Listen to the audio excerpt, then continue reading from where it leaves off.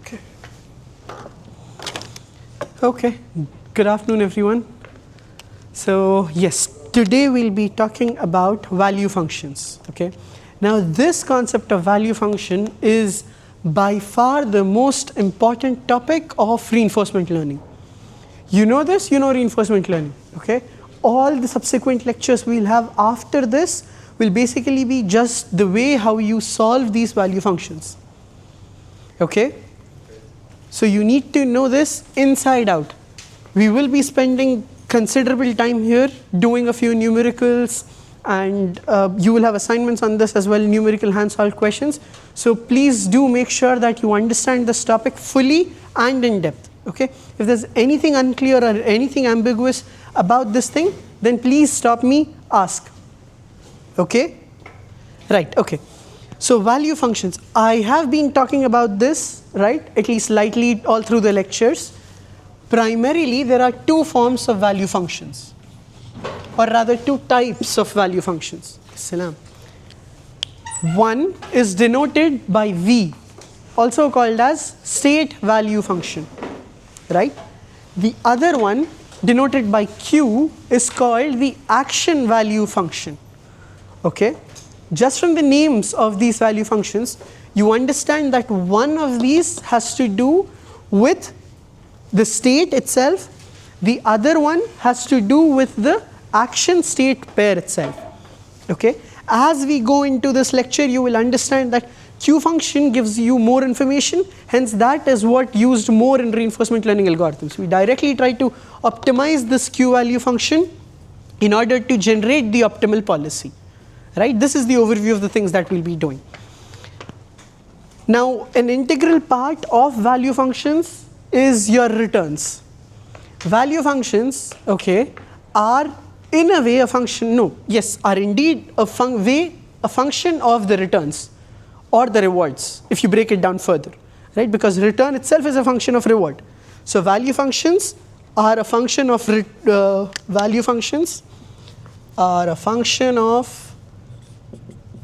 returns,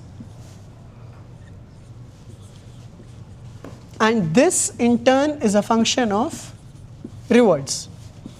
And reinforcement learning itself is nothing but maximizing the reward, therefore maximizing the value functions, right?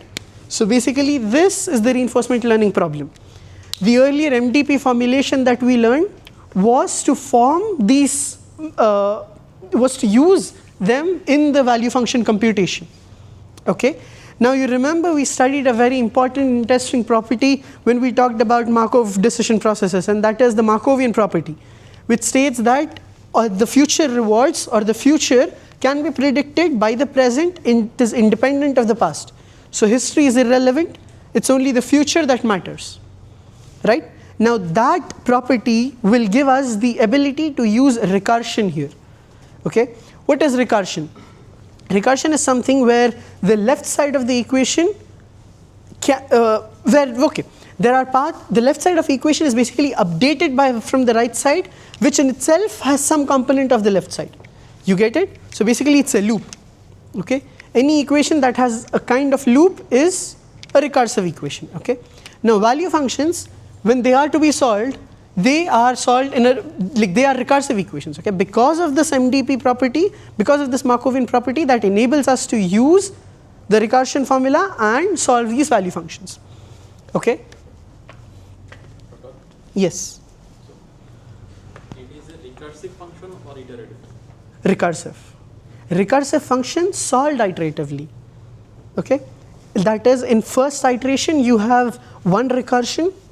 Okay. Then when you go into the next loop, you again get a recursive equation. So that's the basic form. Yes. So when these iterations are repeated enough number of times, and by enough number of times I mean when these value functions stop changing, or the difference between the previous iteration and the current iteration is reduced, that is when you know that you have achieved convergence, okay, or achieved the optimal values. Okay. And there are enough mathematical proofs that shows you when you solve these Bellman optimality equations, you indeed at the end get an optimal value function, which in turn gives you an optimal policy. which is exactly what we want, right? Optimal policy is basically the optimal trajectory that we have to follow, or the optimal trajectory that the controller will generate in order to reach the goal or achieve the goal. Okay? Clear on this? Okay. So value function is the expectation of the rewards, cumulative rewards, that is returns. Value function is please keep the phones in silent. Expectations of the returns, okay, the total returns starting from a given state and following a policy pi. Okay. Now what does this mean? This step means basically it is policy evaluation. Okay. Now what do you mean by following a policy pi? Okay. Assume that there is policy is denoted by pi, okay, the Greek symbol pi. The policy is simply move up. So no matter what state you are in, according to this policy, it states that you simply move up. You move up, you move up, you move up repeatedly. Okay, that's what the policy is. This is pi 1. Pi 2 is move down. And pi 3 is move up for 2 states, then move down for 2 states, or 1 state rather, otherwise it will be a loop. Okay, and move right, whatever. Okay, this means that the policy is already defined. Okay, you have a policy now. You start in state S. Now you're following that policy pi. So it says go up, go up, go up, go up. So you keep on going up till you reach the terminal state. Okay, now what is a terminal state? A state at which that episode ends, right? You basically respawn at the start now, as soon as you reach the terminal state. That episode or that one set of actions are ended. Am I clear? 100%? Anything up until this point that is not clear? Okay. So you have 3 policies. So first policy tells you that keep going up and up and up and up. So now whatever state you are, you're following policy pi, and you're getting the expectation of the total rewards, GT. Okay. So first policy tells you keep on going up. So the corresponding value function might be, say, -10. And if it is go down continuously, that is for whenever you reach a new state, you keep going down. Whenever you reach a new step, you keep going down. And you repeat this till you reach the terminal state. Say for this one, you get +50. And there is another policy pi 3 which says move up 2 times. So when you reach a new state, then again you go up, then again you come down. Move left, go up. Move left, go up, go down. Okay.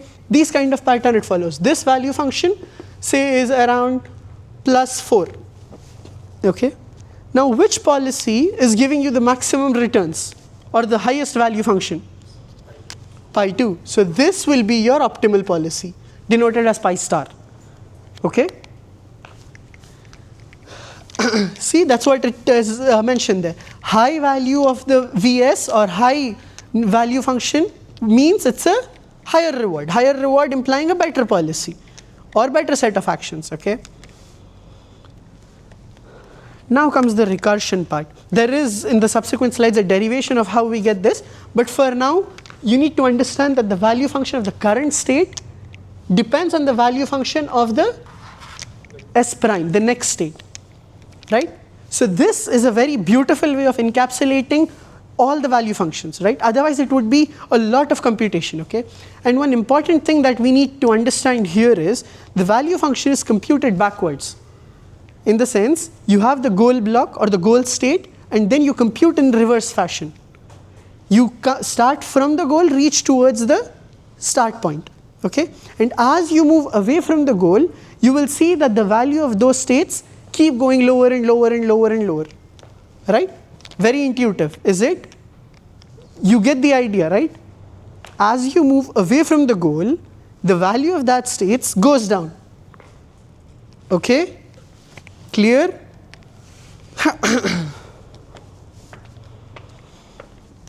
So here you see the recursion part here. So value function of the present state depends on the value of the next state, and this itself, okay, value function of the next state is nothing but the cumulative reward that you would get from that state onwards till the end.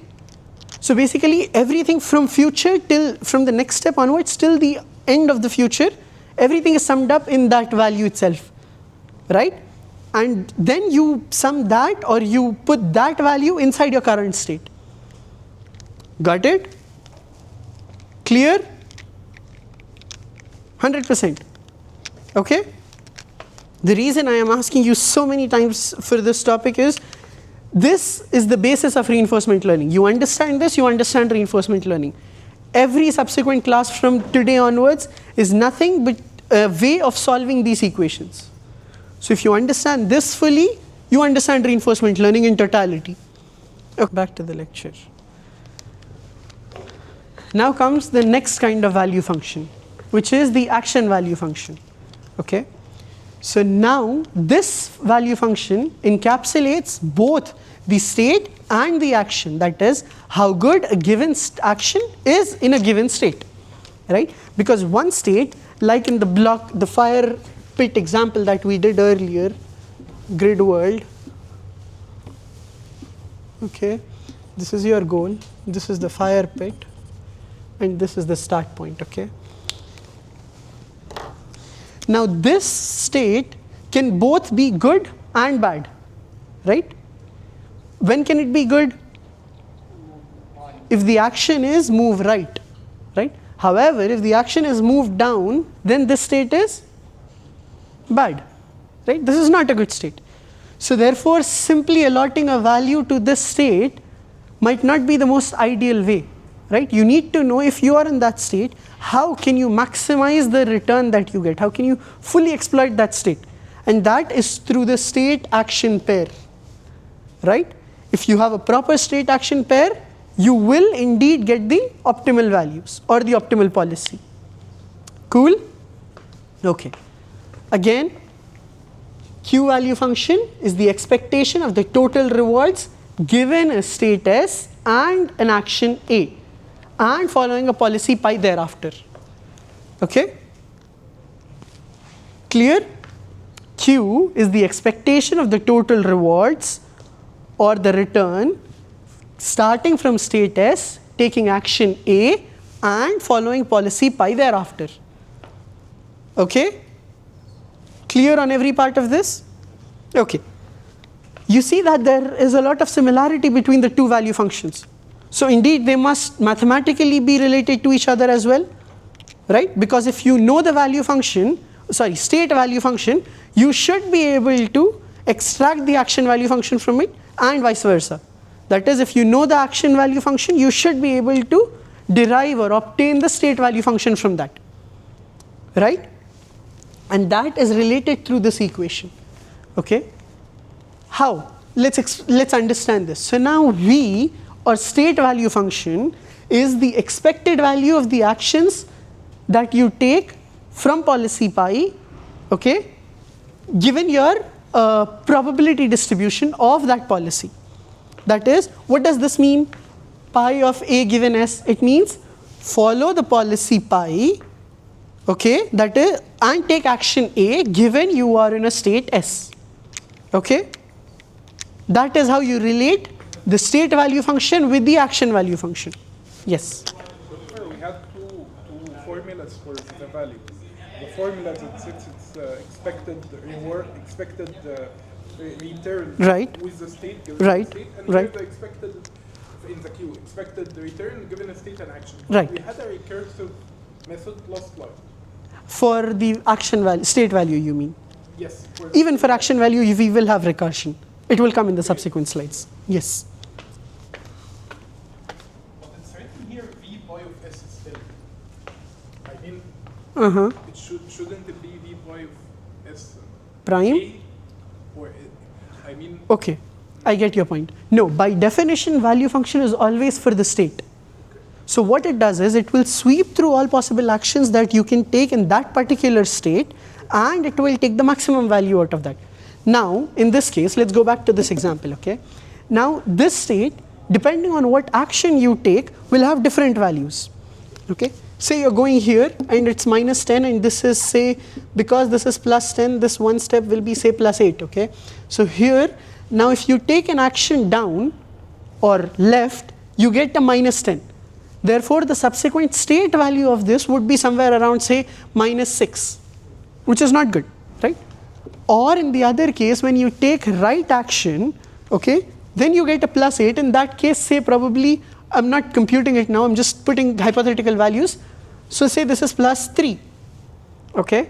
Now this state has two values, minus 6 and plus 3. So while you're populating this state value chart or state value blocks here, what value will you use here, minus 6 or plus 3? Plus 3, because you want to maximize it. So you choose the maximum, you sweep across the actions, you take all possible actions in that state, okay, and you select the maximum value that you get. In this case, plus 3, so plus 3. That's why it is independent of the actions. Hence, it's only a function of state and not action. You get me? Clear? Okay. And keep this in mind now how I talk about sweeping the actions, right? So as the number of actions grows, this becomes exponentially more difficult, right? Hence there it will come into play something called function approximators or neural networks. Okay, I'm just laying a foundation here, we'll talk about that in detail later. Okay? Okay, so yes. Yes. So for the value function, Yeah, if it state value function you mean, V. state function. Okay. For the state function, if it inherently stores the maximum Right, value, right. so shouldn't it be the optimized policy?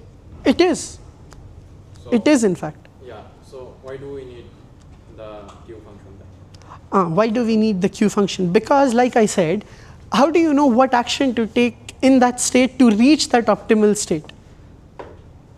Q function is basically just the pairing of state and action. So the state function doesn't store the associated action. No, it doesn't. Okay. It just stores the value of that state. Now it will tell you that this value has a state of this state has a value of plus 3, right? But how do you, by just looking at this, assume you don't know actions, okay? You look at this, you're like, oh, this is right next to the fire pit. Why is it plus 3? Shouldn't be something lower? And then when you know the action, you realize that, okay, fine, this state is good, provided you take a good action in that state, right? Clear? Okay. So like I stated, value functions are computed in a backward fashion, that is, the value propagates from the goal towards the start. Okay? It propagates backwards. I will show a figure as well where you will see how this evolves, how the value function evolves starting from the goal towards the start. Okay? As you go near the goal, the value function increases, and as you move away from it, you get blocks where the value function is smaller.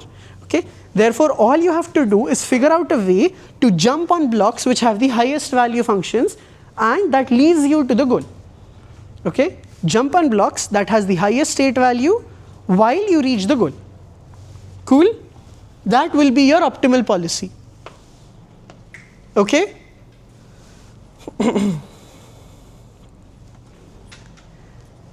Now, your value function, any value function for that matter, Q or V, is only as good as your policy, right?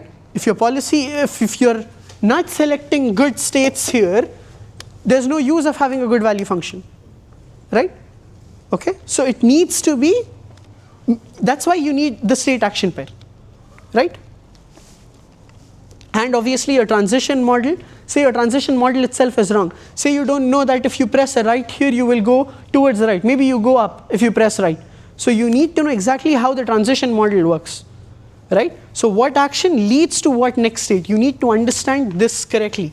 S, action leads to S. You need to understand this correctly. How taking an action in that states will lead you to which state. Right, yes.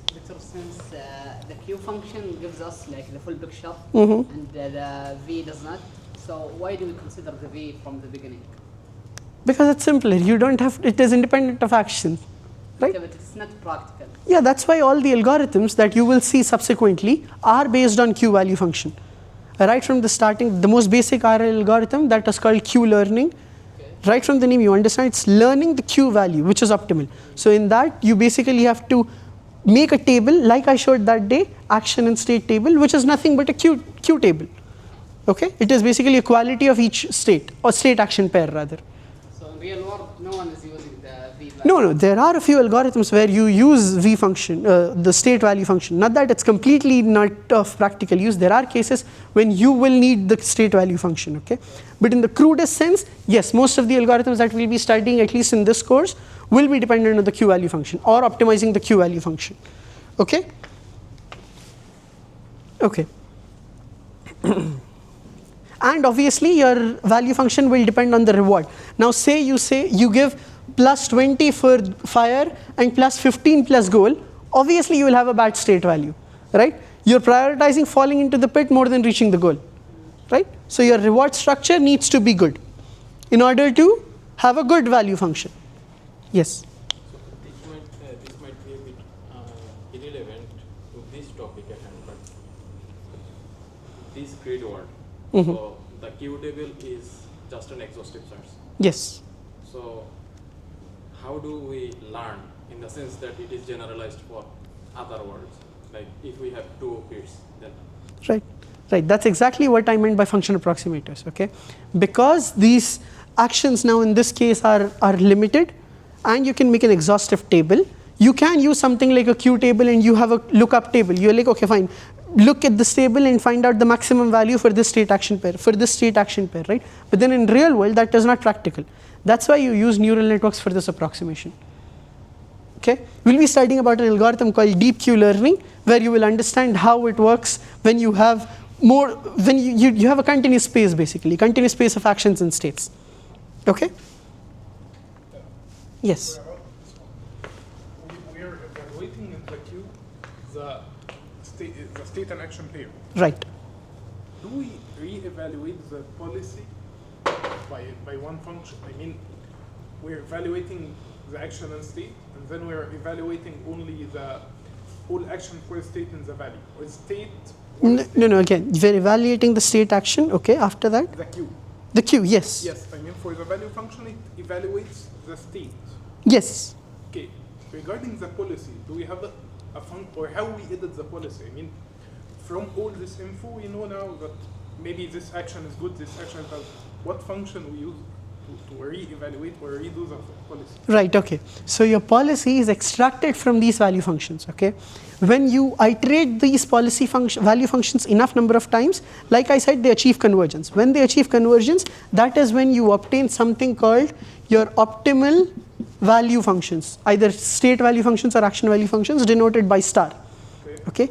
Now your policy will be max of these things, max action of this thing. This will be your policy pi, which is your optimal policy. Okay? Was that what you wanted? Yes, and how we update the Yes. So, okay, the mathematics will come later, but yes, this is how it is. You will get your optimal policy by taking the max of the action value function or the state value function. Okay? Okay. Now, how did we get that recursive equation? Okay, this is a derivation here. Value function, expectation of the total returns given a state S. Your returns is nothing but your discounted rewards, right? Reward at T1, discounted reward at T2, discounted reward at T3, and so on. Okay? If it's a continuous task, it will be 0 to infinity. Okay? If it is episodic task, this will basically have a finite summation, so you will have a T here. Okay? Assume it's an infinite series in this case, okay, or infinite sum, because having a episodic task is basically a special case of your continuous task. Okay? So now your value function can be written in this fashion. You see this? It's the sum of the discounted rewards for the total episode given starting from state S. Okay? Okay. Now there are two kinds of Bellman equations that you will be hearing about. The Bellman equations itself and the Bellman optimality equation. Okay? Now what's the difference between these two? Bellman equations will evaluate how good that state is. Okay? At the stage of Bellman equations, you are simply evaluating how good or bad that state is, or you're simply evaluating the value functions to sum it up. Okay? However, in the optimalities case, what you are doing is you are iterating over that to improve it to get the maximum value function. Right? You're iterating over the value functions to maximize the value function that you have for that either state or state action pair. Right? That is Bellman optimality equation. Okay? Got it? Okay, clear up until this point? Now, as in the MDP assumption, we said that MDPs have to follow Markovian property in order to it to be solved by RL. Applying the Markovian property here, what we can do is, I'll write it here, okay? Your value function is RT plus discounted RT plus 1 plus so on, okay?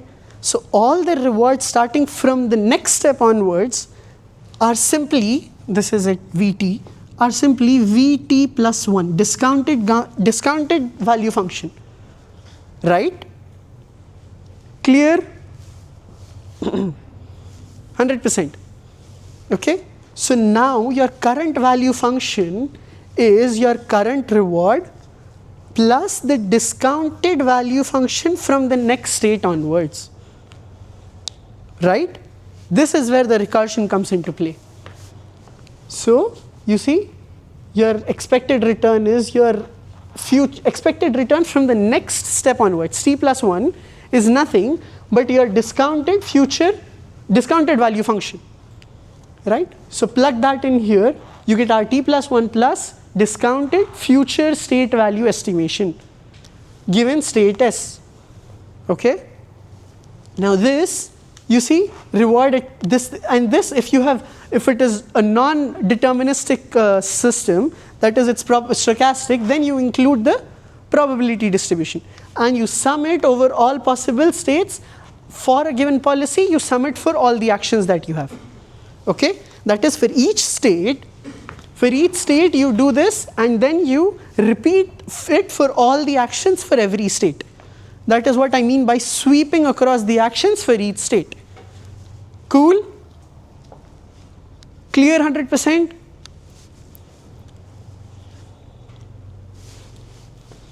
Clear everyone?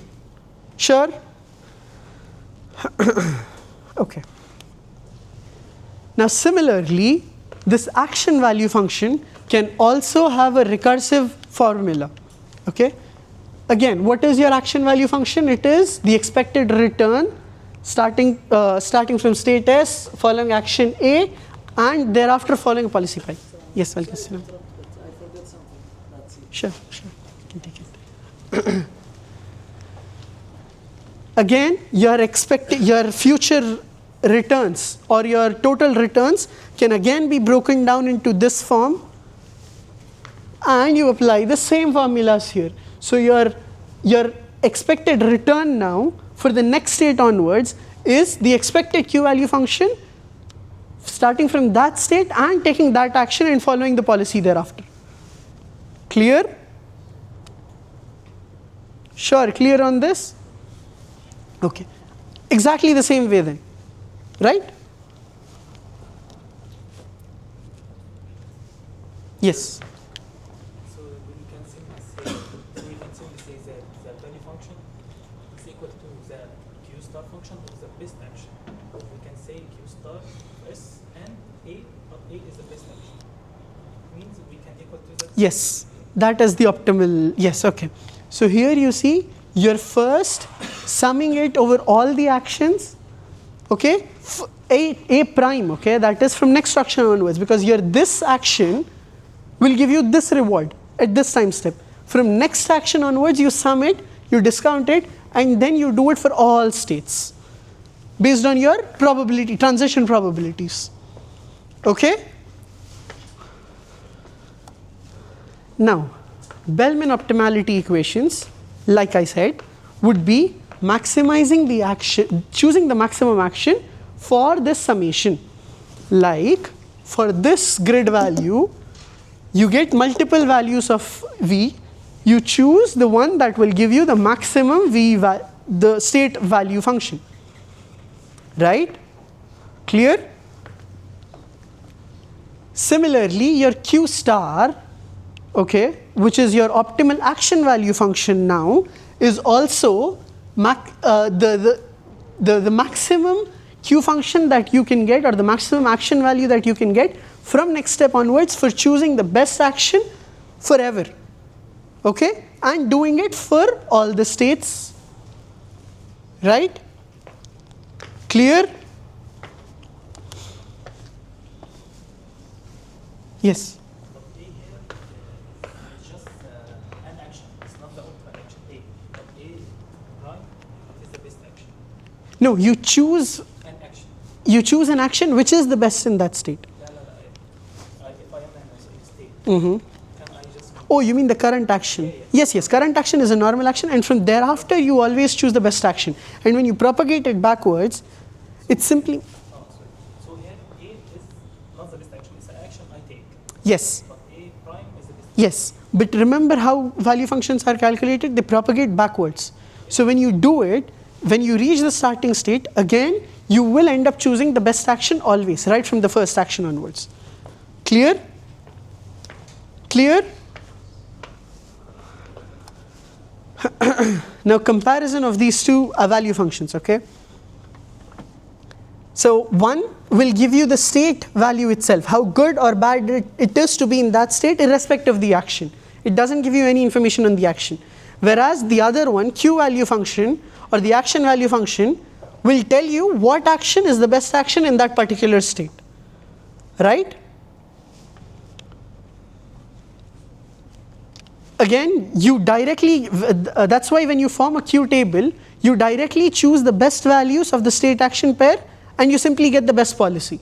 That's why the policy computation is direct in Q, whereas in V it is indirect, okay? Because you have to first compute or rather obtain the Q, and from that you derive the policy. Clear?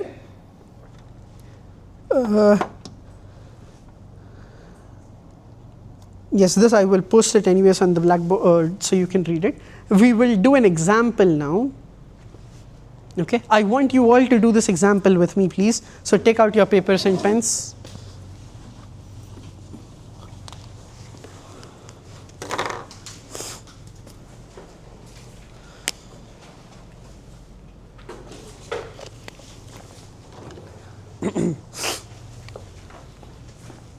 And by the way, please have donuts. I got donuts today for you all.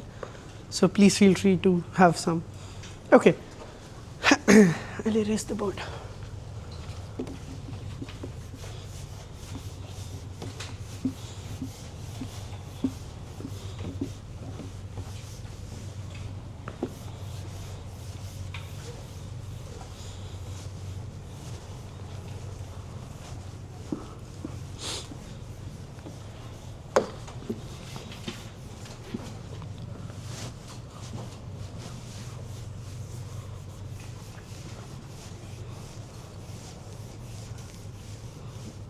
Okay.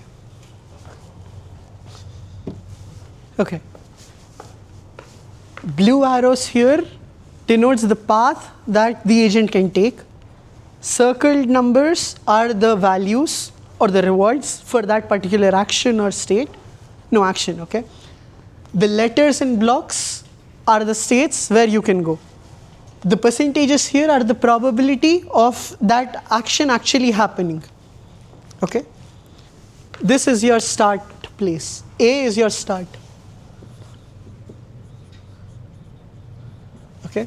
So basically what happens is, if you go from A to B, you get a reward of 0. Okay. And if you move right, you will 100% move to B. Okay. Similarly, if you move left, okay, if you move left, you get a value of -1. Okay. And you reach C. Now when you reach B, you guaranteed, when you move up, you will guaranteed move to the goal. You get a +10. Okay? However, when you're in C and you move up, there is 70% chance you will go to the goal, 30% chance you will crash, right? Now we will try to understand what is the optimal path here, okay?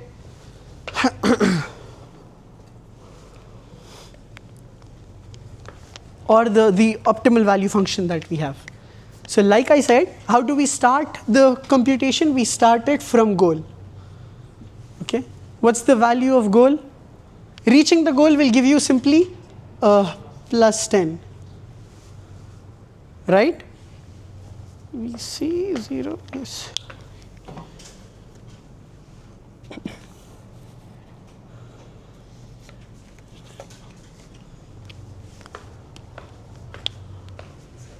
Staying in goal, or this is actually, okay, yeah. Staying in goal will give you a reward of 0, okay? You don't get any reward for staying in the goal.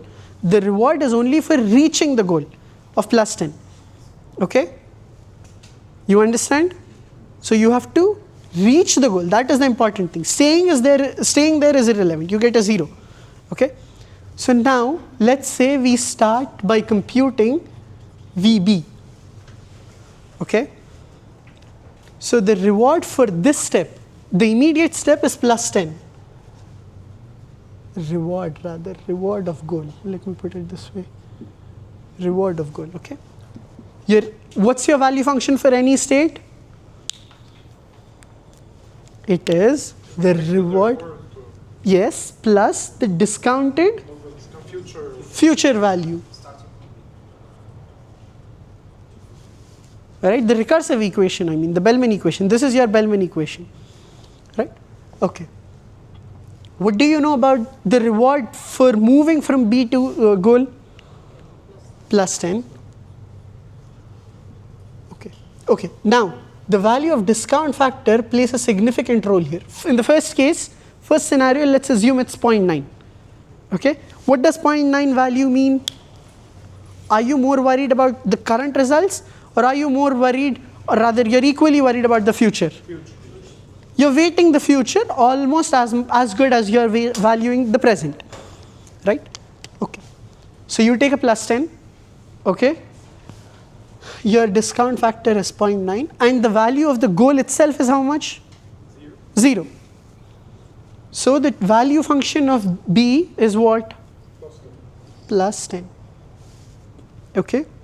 Now mind you, this was deterministic, hence the probability here is 1, right?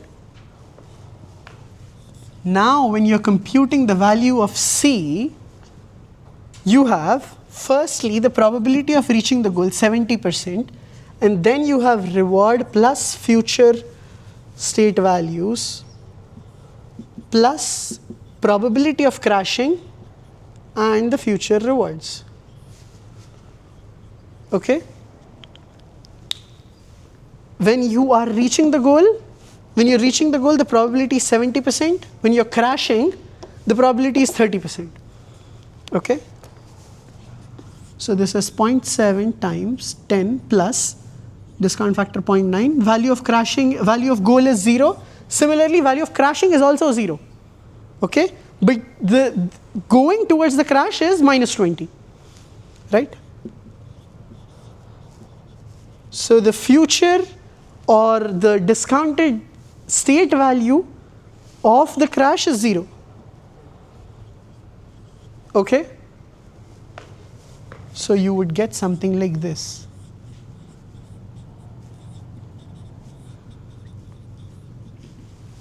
Which is,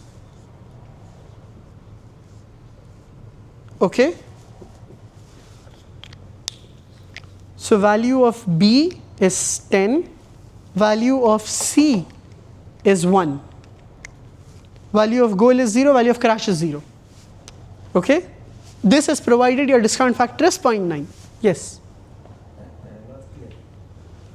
This 0, 0. V crash, What is VS? it's VG. Okay, why is this 0? Now, we know that we want to find what is the value of this state. We know that value of goal is 0. We know value of crash is 0. Okay? the reward that you're getting is for the action itself. That is, when you're trying to go to the goal, you get plus 10. Similarly, when you are going to crash, you get minus 20. But once you crash, you get 0, or once you reach a goal, you get a 0. Okay? And both these things, goal and crash, are terminal states. Basically, the episode ends there. You have to restart at A. Yes? So is it a one-way path? So from B, we cannot go back to A? From B, you cannot go back to A. Yes. That's why it's deterministic in the sense there's only one action you can take in B. All other actions is irrelevant. You will stay in B. Okay? Similarly, in A, you can take 2 actions, right or left, but you cannot go up and down. Okay? You will simply stay in that state. It's an invalid action. Okay? So now you have the value of B, you have value of C. Yes? The first 10 number. Reward of what? Reward of going to the goal. Going to the goal. Yes, plus 10. But reward of staying in goal is 0. Okay?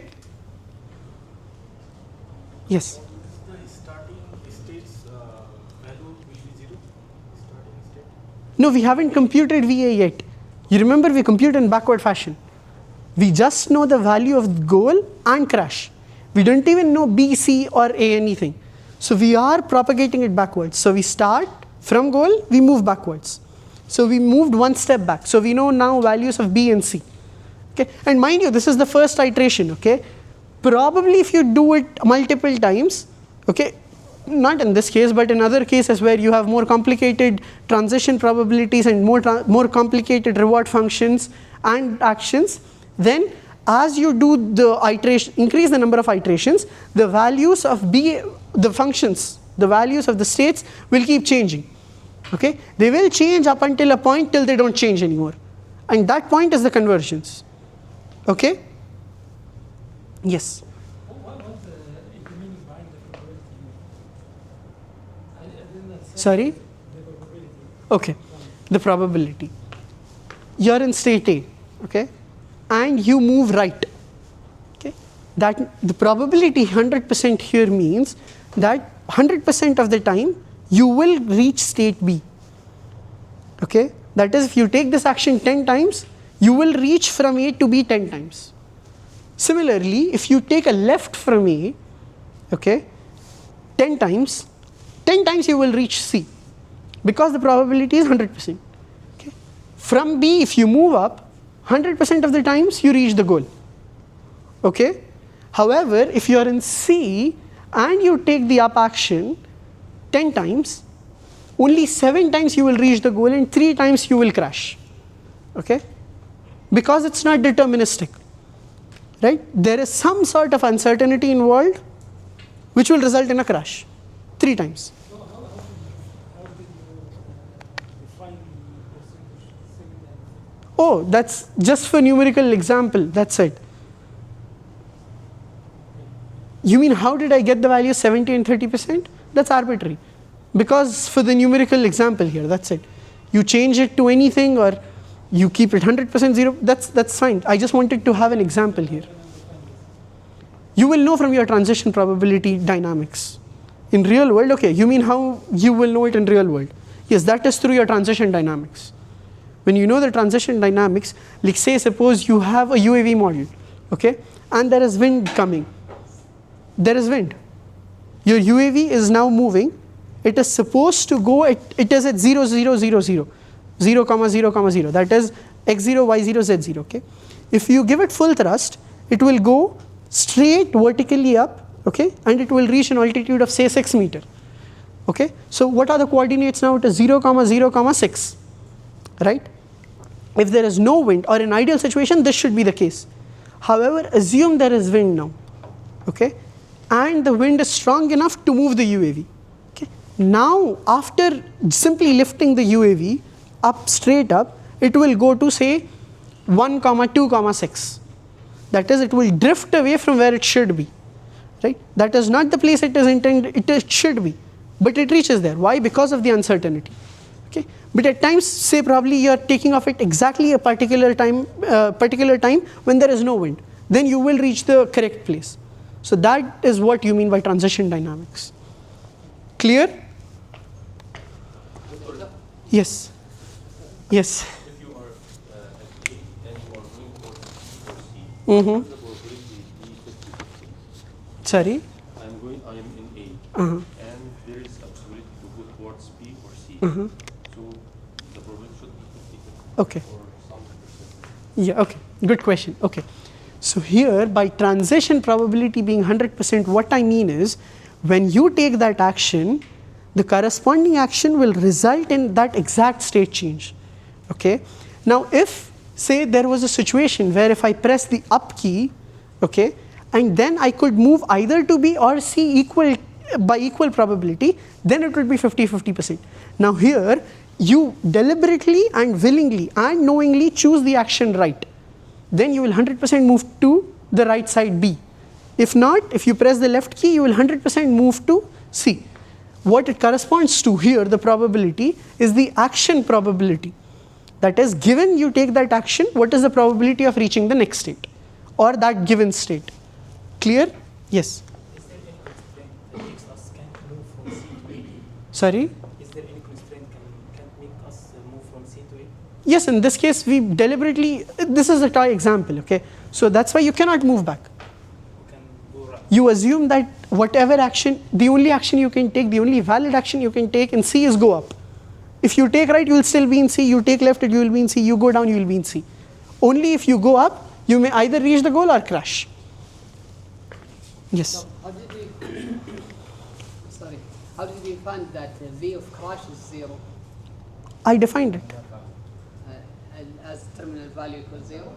No, that's arbitrary. You define, this is a toy example. Okay, I define the values of the goal, of the crash, the probability, transition probabilities, the reward for each action is something that I have defined. It isn't something that you get from somewhere.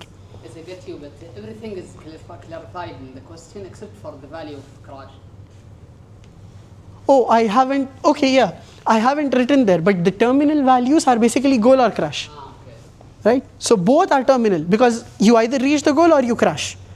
You cannot crash while reaching the goal, or you can reach the goal and crash. So therefore, your terminal value is either goal or crash, and for both it's 0. Okay? So from the goal, we propagated one step back. Okay?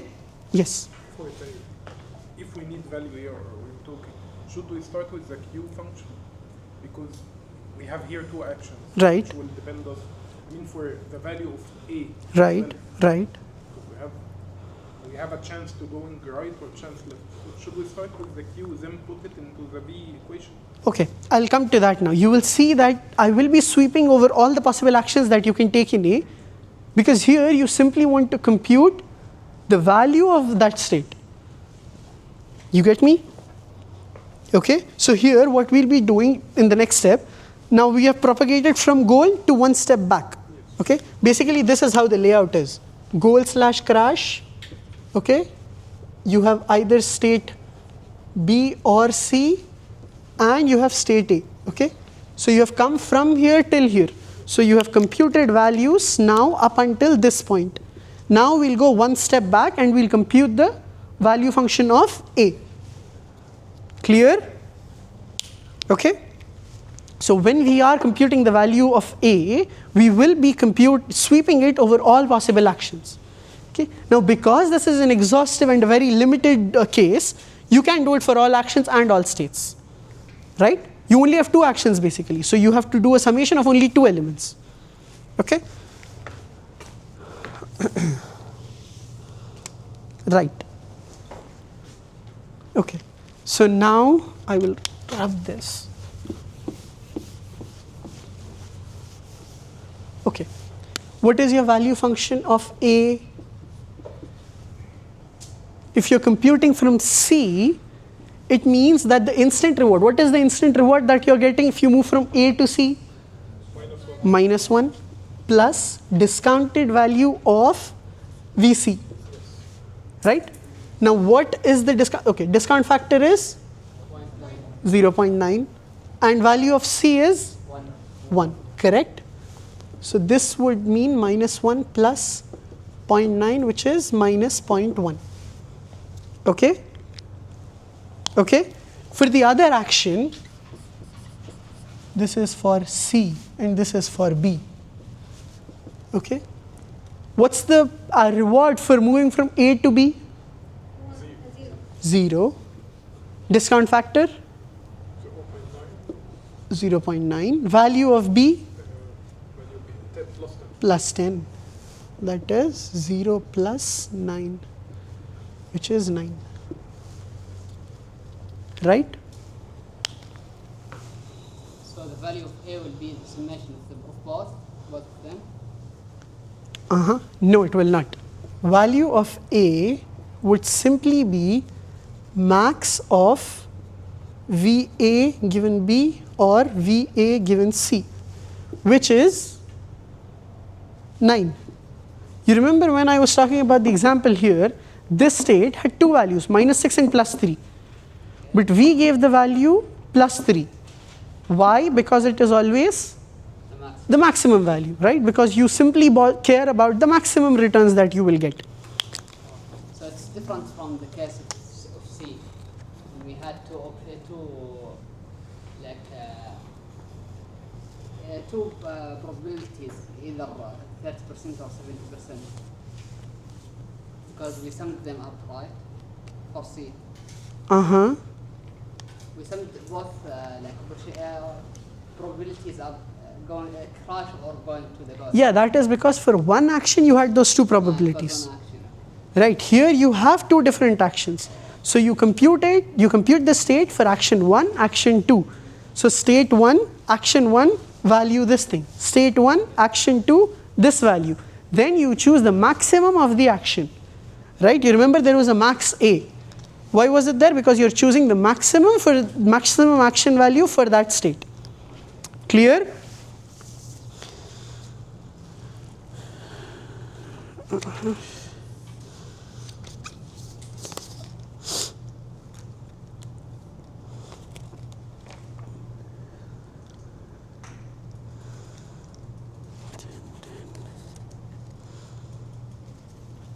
All right, okay. Now these values that you computed were for first iteration. Yes? So here, that is value iteration, estimation, and then maximization. Sorry? This is value iteration. Yes, this is value iteration. Yes, this is value iteration. In the next topic, we'll be studying about something called dynamic programming. So there we will talk about policy evaluation, policy iteration, and value iteration. Okay? Okay. So this is what you will get. When you repeat it again, right? Now in this case, in the second iteration, okay, your values of VB and VC are defined, right? Again you compute it. Now in this case it will not change because your future is simply 0, fixed at 0, and you're multiplying it, you have this thing, this term, right? V of future.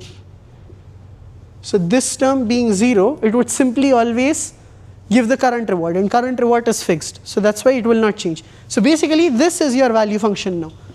VB is plus 10, VC is minus 1, VA is plus 9. Got it? However, if you change the discount factor now, okay, these values will change. Will VB change? Yes. No. Which of these values will change? VA, VB, or VC?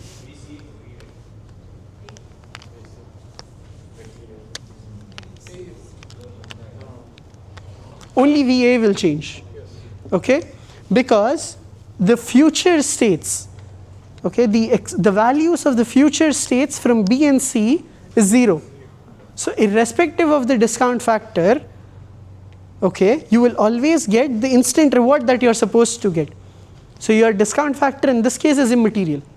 However, when you are starting from A, then there are two steps to reach the terminal state, right? In that case, so you will have some kind of future. So you will have to discount that future. Okay? This you will do as an exercise. You will try it for different values of gamma. Okay? Less than 0.5, more than 0.5, two values each. Okay? Say 0.1, 0.3, 0.7, and 0.8. Okay? And you will be calculating the value functions. Clear?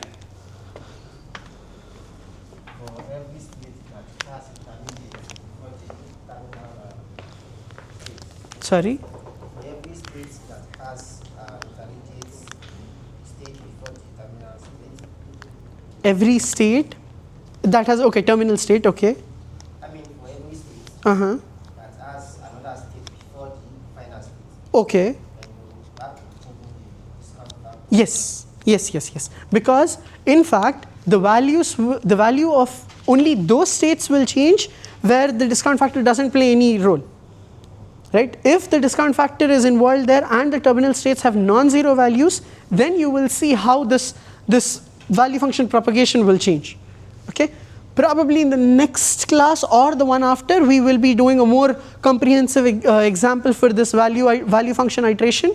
Okay? Because first I want to talk about the policy evaluation, policy iteration and value iteration before I do that example. Okay? That still won't be a very complicated example, but it's at least a 4x4 grid. Okay? Not such a toy example. Okay?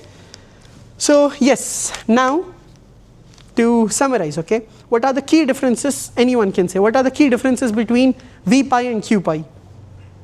Anyone? Raise your hand and please say yes. How good the state we are Correct? okay, but the QI is how good the action we take in a state. Okay. Right, okay.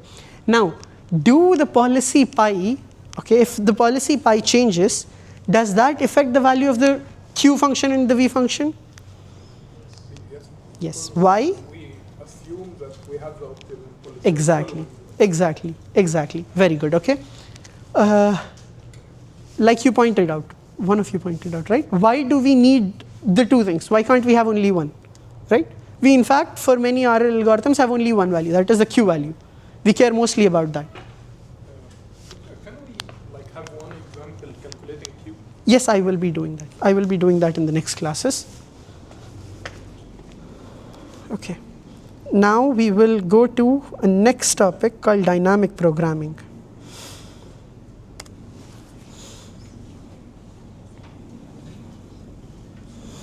Okay.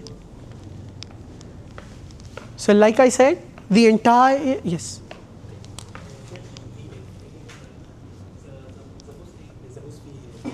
Can we just say this is the Q star of the action and Q star of the action? Sorry, again? Okay, we can just consider the V of A, so I can see Right. this action and the V of A, this action. We can just say this is a Q star of state and action, and this is a Q star of this state and another action. This means this is considered as Q. Right, okay, so you mean you want to sum that up together in one term by Q of A? Yes, this is a Q star in state of this action, and this is a Q star in state. Yes, so basically this is Q of A for right, and this is Q of A for left. Yes. That's what it The is. value function is the maximum. State value function is the maximum. Yes, so this is basically your V of A is max action of Q of A comma A. Right? That is what it is. Yes. You get this point, right? So this is the state action value function, because here you're considering the pair. You're taking in that state, like you're considering that state and you're taking a certain action. Okay? So therefore it is QSA. A in this case is move right, and this is basically QA, this action left. And your value is now maximum action, the maximum action that you get for Q of A comma A. That is, in that action, what action, in that state, what action should you take? Okay? Okay. Now, like I said, your RL depends on achieving or obtaining the optimal value functions. Right? Which will in turn give you the optimal policy, which is what you want. The entire paradigm of RL simply focuses on the concept of obtaining the optimal policy. Optimal policy in even simpler terms, or in the crude sense, can be considered as an optimal trajectory, right? You simply have to follow, like here, okay, here in this grid world, the example that we have, the trajectory that we take, which will take us the least steps to reach the goal while avoiding all obstacles, is the optimal trajectory, which in turn would be optimal policy in terms of RL, right, in RL terminology. Now, you calculated these value functions here, right? These value functions, you knew here you had this probability functions, right? So what did you know about this? What do you understand from this? That you know the transition probabilities here, right? So when you know the transition probabilities and you know the reward functions as well, now you know that this action has this reward, this state has this reward or this value, right? If you know all that, you simply can hand calculate all the values that you have. You get the optimal value function distribution, and you pick and choose the best possible path, which would give you the optimal policy, right? This is nothing but dynamic programming, okay? So solving MDP exactly is MDP, okay? The key term here is exactly, okay? Because you know the maths exactly here, the equation, the probabilities of the transitions exactly, you can indeed compute the optimal or the exact value of the MDP and solve it exactly. However, in cases where you do not know the transition probabilities, as in the case of RL that you will not be knowing the transition probabilities, okay, you will have to approximate these solution of MDPs, but because of the Bellman optimality equations, the approximate solution that you will be getting will indeed be optimal, right? However, you will not be solving it exactly, as in you will not be solving it through equations. You will simply be gaining experience. From that experience, you will be trying to extract the optimal policy. Clear? So dynamic programming, basically, if dynamic programming is the predecessor of reinforcement learning, okay, it has been before reinforcement learning was there. But now if you have to class dynamic programming, it could be classed into something called model-based reinforcement learning, okay?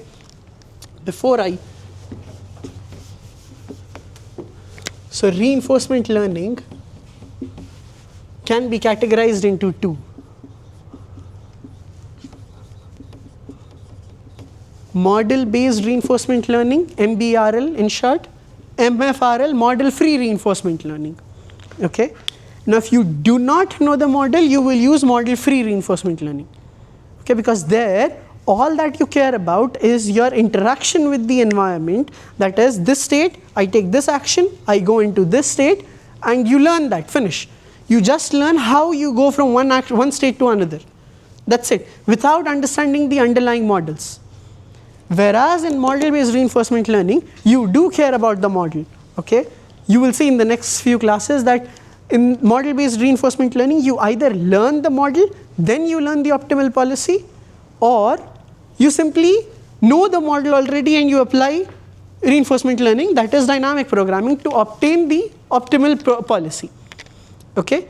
In this case, disclaimer is that in this course, we will be focusing on model-free reinforcement learning, okay? So therefore, you will have only just a lecture, I think, on model-based reinforcement learning, okay? Rest all focus will be on model-free reinforcement learning. So now, the Bellman equations, like I said, Bellman equations are a way of evaluating your policy, right? They simply will tell you how good this state is or how good that state action pair is, right? It doesn't tell you anything about how to improve it or what could be the best possible action in that state, right? So it is a policy evaluation method, okay? So now, okay, can you improve something that you don't even know what its value is? Why do you have usually in courses, why do you have a midterm, quizzes in between, and then a final exam? Because that's a way of evaluating of where you stand in the course, right? What is your understanding of the topics of that course? You see your first quiz, you're like, okay, fine, I got this grade, probably I need to improve more, I need to improve on this thing. So first you evaluate, and then in the next quiz you're like, okay, fine, now I know what I have to improve on. You improve that, right? You evaluate, then you improve, and then you reach an optimal value. You iterate this many times till your finals, till you get the optimal grades, right? Ideally, that is how it should be, right? Clear? So here exactly that is what is stated here. You evaluate your value functions, right? One iteration, you get a value. You repeat that multiple times till your value functions or till your value of that state, your state value functions converge basically. Clear? Okay. Once you have evaluated policy, then we can look on improving it. Right? Only when you know that, okay, fine, these are the states. Now I will try different actions probably for each state. Then you redo it, then you redo it, then you redo it multiple times. Okay. Now the exact understanding of value iteration or policy iteration you will understand in the next lecture when we do an example. But yes, get this clear. Like first you evaluate, then you improve it. Okay. Clear everyone? So policy improvement. Step 0 or step 1 in this case is policy evaluation. So first you need to know what is your policy giving you, right? What are the returns you're getting from that policy? Once you know that, you're like, okay, fine, there is scope of improvement. I will redo my iterations again.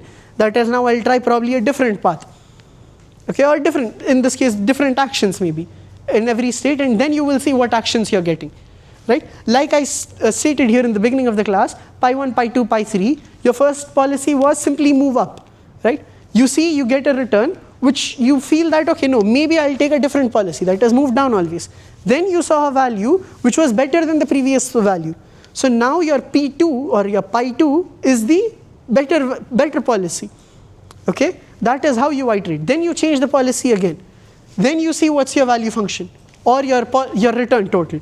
Then you iterate over it again and again and again till you get the ideal sequence, or rather the optimal sequence of actions, right, to reach your goal or to achieve your goal. That's exactly what is given here in this equation, right? So your optimal policy or that is how you update your policy, by summing for all states based on the probability transition or the transition probability, current reward and the future values, future value function, right? Now in that case, what did you do? You first evaluated your policy and then you improved it. Okay, value iteration will combine these two steps. It will do policy evaluation and policy improvement in a single iteration. Okay, you get it?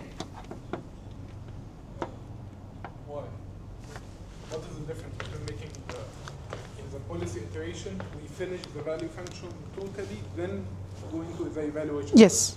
We go into the policy. Improvement. Yes, exactly. In the value iteration,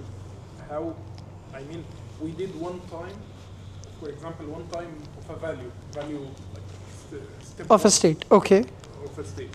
Then we plug it into a policy to change the policy every step. Yes. That way you reduce the computational burden. Right? You're simply making it faster by combining two steps into one. Okay? I will do an example on this one as well, so you will understand it better. Now, first I want to explain, is this way of teaching fine? Like first the theory, then say in the next lecture examples, or you want first an example, then theory? How do you people prefer? Theory first, then example, right? Okay, I hope that's fine. Okay. So policy iteration, there are two steps. First, evaluate the policy, okay, then improve. Whereas value iteration, you combine those two steps into one. Okay. Value iteration, by virtue of combining two steps into one, it is faster and more efficient. Okay, which indeed would simply mean computationally cheaper, right? Because you spend so much energy computing, you want methods that are more efficient, right? Computational cost we already talked about. Yes, okay, these are tables which I will give you.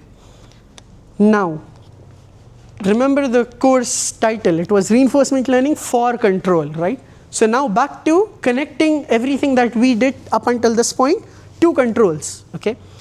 Now, there is something called a cost function in controls, okay? Cost function is something that you need to minimize. Right? What are you doing in cost function? You want to reduce the cost, that is, make it as low as possible. Okay. However, on the contrary, what's the goal of reinforcement learning? Are you minimizing something or are you maximizing something? You're maximizing, right? So here you're trying to maximize your value function or your expected returns. But these two terms are basically analogous in the RL and control domain. Okay? Your value or your reward function or your returns and your cost function. Here you are maximizing something in reinforcement learning, and in control you are minimizing the other thing, the cost function, that is. Right? Clear?